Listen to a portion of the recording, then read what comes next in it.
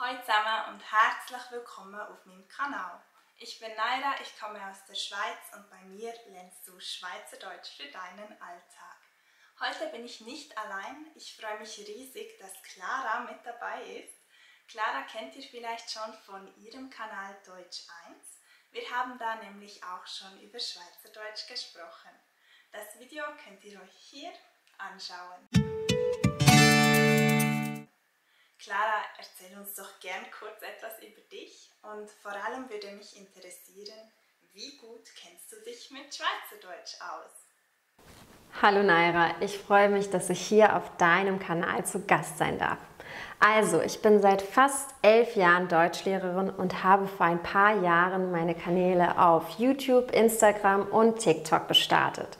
Mein Ziel war es immer und ist es auch heute noch, Menschen aus aller Welt so einfach und mit so viel Spaß wie möglich Deutsch beizubringen. Und ich freue mich besonders, dass wir diese 2 Videos zusammen drehen konnten, da ich immer wieder gefragt werde, wie sehr sich Schweizerdeutsch und Deutsch voneinander unterscheiden. Ich bin jetzt schon öfter in der Schweiz gewesen, weil es einfach wunderschön dort ist. Ich war zum Beispiel in Bern, in Zürich, in Fribourg und auch in St. Gallen. Wenn ich längere Zeit in der Schweiz bin, dann verstehe ich auch die schweizerdeutsche Umgangssprache. Aber manchmal bin ich bei bestimmten Begriffen auch völlig ratlos. Daher freue ich mich heute wieder etwas dazu zu lernen. Merci vielmals, dass du heute dabei bist, Clara. In diesem Video zeigen wir euch ein paar praktische Alltagssätze, die ihr in der Deutschschweiz gut gebrauchen könnt. Ein paar davon sind sehr umgangssprachlich, die habt ihr vielleicht auch schon einmal auf der Straße gehört. Clara, was sagt man in Deutschland umgangssprachlich, wenn man einen Termin verpasst hat? Also wir würden in der Umgangssprache so etwas wie, das habe ich total verpeilt. Ich habe den Termin total verpeilt sagen. Auf Schweizerdeutsch sagen wir, ich habe es total verpeilt. Ihr merkt, dass sich die Aussprache des EI unterscheidet. Auf Schweizerdeutsch sagen wir ein E und ein I. Es entsteht kein neuer Laut wie im Hochdeutschen. Das passiert zum Beispiel auch beim Wort das Kleid, das Kleid. Aber leider ist das nicht immer so. Oft wird EI auch zu I, also einem langen I im Schweizerdeutschen. Zum Beispiel die Zeit, die Zeit. Aber machen wir weiter. Clara, was denkst du, was bedeutet? Das ist mega fein. Ich denke, das bedeutet so etwas wie, das ist super lecker, oder? Das habe ich in der Schweiz nämlich öfter gehört, wenn wir essen waren. Ganz genau. Wo wir gerade vom Essen sprechen, anstatt guten Appetit sagen wir vor allem im Arbeitsumfeld Mahlzeit. Gibt es einen ähnlichen Ausdruck in der Schweizer Umgangssprache? Ja, wir sagen vor dem Essen «a gute», also eine Kurzform von «ich wünsche dir einen guten Appetit». Kommen wir zum nächsten Ausdruck. Wenn man gar keine Lust hat, etwas zu machen, sagt man bei uns umgangssprachlich «auf das habe ich keinen Bock». Wie sagt man das auf Hochdeutsch? Also auf Hochdeutsch würden wir sagen, darauf habe ich keine Lust. In der Umgangssprache benutzen wir aber auch gerne die Alternative mit Bock. Also darauf habe ich gar keinen Bock. Und oft lassen wir bei habe das E am Ende auch weg. Im Hochdeutschen verwendet man viel konsequenter die Präpositionaladverbien darauf, davon, dazu und so weiter. Auf Schweizerdeutsch machen wir das sehr selten. Meistens sagen wir einfach die Präposition und den Artikel.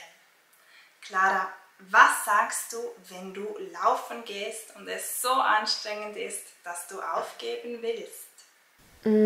Ich würde sagen, ich kann nicht mehr. Was sagst du denn dazu? Auf Schweizerdeutsch sagt man «immer nimmer». Das kommt von «ich mag nicht mehr», aber bedeutet wirklich, dass man nicht mehr weitermachen kann, nicht nur nicht will. Wir sagen das übrigens auch, wenn wir satt sind.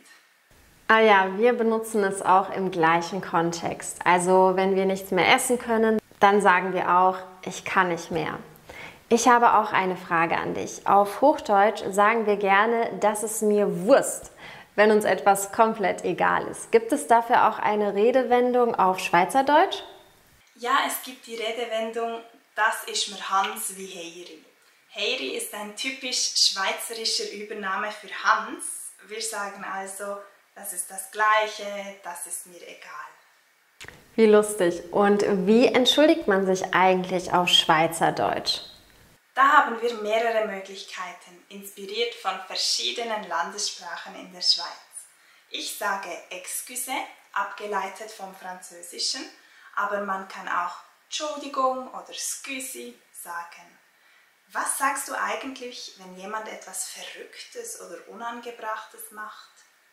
Wir haben dafür mehrere Ausdrücke, aber der wohl am häufigsten verwendete in der Umgangssprache ist spinnst du, oder wir sagen auch hast du sie noch alle oder auch geht's noch und noch einige weitere Ausdrücke. Aber diese 3 kommen mir jetzt spontan in den Sinn und diese werden auch am häufigsten verwendet. Ah, das sagt man bei uns sehr ähnlich. Auf Schweizerdeutsch sagen wir spinnst. Wenn wir das Verb vor das Personalpronomen du setzen, dann lassen wir das Personalpronomen gleich weg. Zum Beispiel sagen wir machst noch deine Hausaufgaben statt machst du noch deine Hausaufgaben. Aber nur nicht mit du, nicht mit anderen Personalpronomen. Wirklich? Mir fällt nämlich gerade auf, dass wir etwas Ähnliches auch in der deutschen Umgangssprache machen. Anstatt kannst du, willst du, hast du, sagen wir dann einfach kannst du, willst du, hast du. Sehr interessant. Ja, das finde ich auch interessant. Statt wirklich sagt man hier übrigens umgangssprachlich kurz wück. Mich würde noch interessieren, ob du diesen Satz verstehst. Es ist gerade nicht gäbig. Es ist gerade nicht...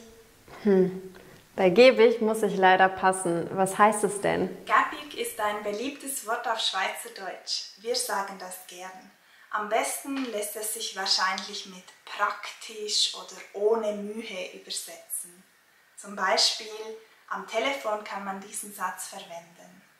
Ah, bedeutet es so etwas wie es passt gerade nicht oder ich habe gerade keine Zeit? Ja, genau. Kennst du noch weitere Alltagssätze fürs Telefonieren? Vielleicht nicht unbedingt nur aufs Telefonieren bezogen. Aber mir kommt gerade dieser Satz in den Sinn. Ich möchte deine Zeit nicht verschwenden. Mein Standardsatz hier ist, ich will dich nicht versäumen. Jemanden versäumen bedeutet auf Hochdeutsch etwas anderes, oder?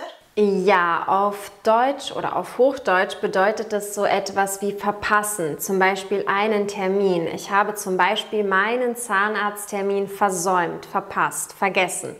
Aber mir fällt gerade ein anderer Satz am Telefon ein, nämlich kannst du später noch einmal anrufen? Kannst du später nochmal anrufen? Das ist wirklich interessant, denn auf Schweizerdeutsch lüten wir jemandem an, also Dativ, und auf Hochdeutsch rufen wir jemanden an. Stimmt's? Das führt manchmal zu Verwirrungen. Ja, nach Anrufen brauchen wir im Hochdeutschen den Akkusativ. Ich rufe dich an. Tatsächlich ist das verwirrend, obwohl man hier sagen muss, dass das Schweizerdeutsch eigentlich korrekter ist. Denn normalerweise ist es so, dass Verben, die man nur mit Personen benutzen kann, eigentlich auch den Dativ brauchen, beziehungsweise mit dem Dativ zusammenstehen. Hier ist es wie so oft aber eine Ausnahme. Eine letzte Frage habe ich noch an dich. Wie sagst du, ja klar, auf Schweizerdeutsch? Also wenn man sagen möchte, dass man jemandem nicht glaubt. Auch hier gibt es verschiedene Möglichkeiten. Ich antworte mit dem typisch berndeutschen Wort aua. Das kann vieles bedeuten, zum Beispiel auch vielleicht. Muss ich mir merken. Das klingt sehr gut. So, das waren ein paar Alltagssätze auf Schweizerdeutsch. Vielen lieben Dank nochmal an dich, Clara. Dieser Vergleich hat mir super viel Spaß gemacht. Falls ihr Clara noch nicht abonniert habt, solltet ihr das unbedingt sofort nachholen. Habt einen schönen Tag und bis gleich. Ciao!